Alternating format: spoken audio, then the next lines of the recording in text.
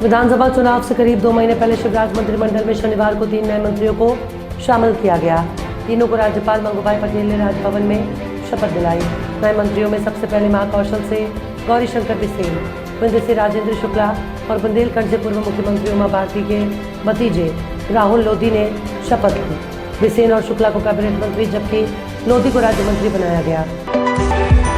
शनिवार सुबह सीएम शिवराज सिंह चौहान ने मेट्रो मॉडल कोच का उद्घाटन किया। Metro model coach smart city park में रखा गया। उन्होंने कहा कि मेट्रो ट्रेन को सिर्फ भोपाल सिटी तक नहीं छोड़ेंगे, इसे मंडीदीप तक बढ़ाएंगे, बैरागढ़ होते हुए सिटी सीहोर तक ले जाएंगे। हम तेजी से काम कर आगे बढ़ रहे हैं।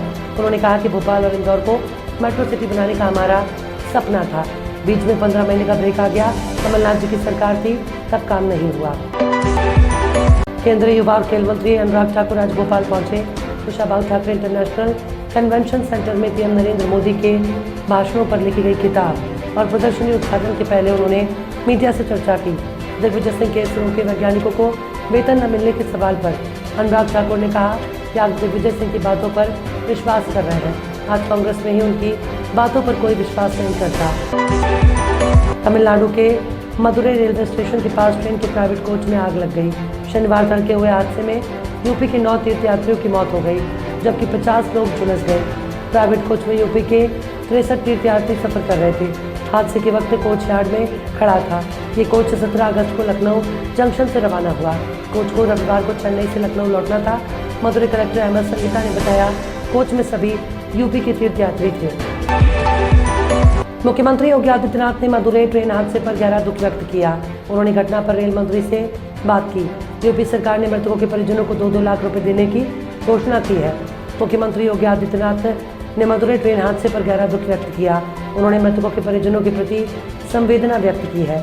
मुख्यमंत्री योगी ने यूपी के घायलों के समुचित इलाज के लिए निर्देश दिए। सीएम के निर्देश पर प्रमुख सचिव गृह ने कमान संभाल ली है।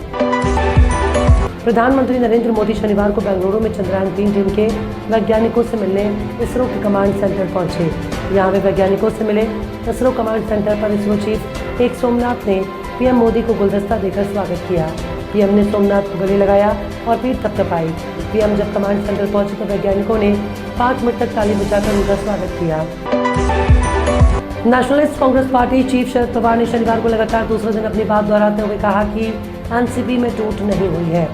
कोल्हापुर में प्रेस कॉन्फ्रेंस में उन्होंने कहा कि एनसीपी में कोई टूट नहीं हुई।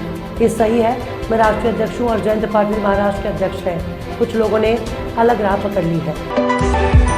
हरियाणा के नूंह में फिर से इंटरनेट सेवाएं बंद कर दी गई। होम डिपार्टमेंट ने शनिवार दोपहर 12 बजे से 28 अगस्त की रात 12 बजे तक जिले में मोबाइल इंटरनेट सेवाओं और बल्कि एसएमएस पर प्रतिबंध लगा दिया। नूंह में विश्व हिंदू परिषद की ओर से 28 अगस्त को दोबारा ब्रजमंडल यात्रा निकालने के ऐलान को देखते हुए गृह विभाग ने एहतियात के तौर पर यह फैसला लिया। आईआईटी बॉम्बे को एक गुमनाम डोनर से 160 करोड़ रुपए का दान मिला। आईआईटी के डायरेक्टर प्रोफेसर सुभाषीष चौधरी ने कहा कि भारतीय शिक्षा जगत में ये एक दुर्लभ घटना है। कोई परोपकारी व्यक्ति गुमनाम रहना चाहता है, यूएसए में आम चलन है। मुझे नहीं लगता कि भारत में किसी भी यूनिवर्सिटी को कोई ऐसा डोनेशन मिला जहां डोनर गुमनाम रहना चाहता है। एशिया कप के लिए भारतीय क्रिकेट कंट्रोल बोर्ड के अध्यक्ष रोजर बन्नी और उपाध्यक्ष राजीव शुक्ला पाकिस्तान जाएंगे। भारतीय क्रिकेट कंट्रोल बोर्ड ने एशिया कप के लिए पाकिस्तान क्रिकेट बोर्ड का निमंत्रण स्वीकार कर लिया।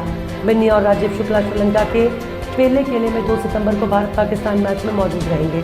श्रीलंका से लौटने के 1 या 2 दिन बाद बन्नी के साथ बोर्ड उपाध्यक्ष राजीव शुक्ला बाघा बॉर्डर के रास्ते लाहौर जाएंगे।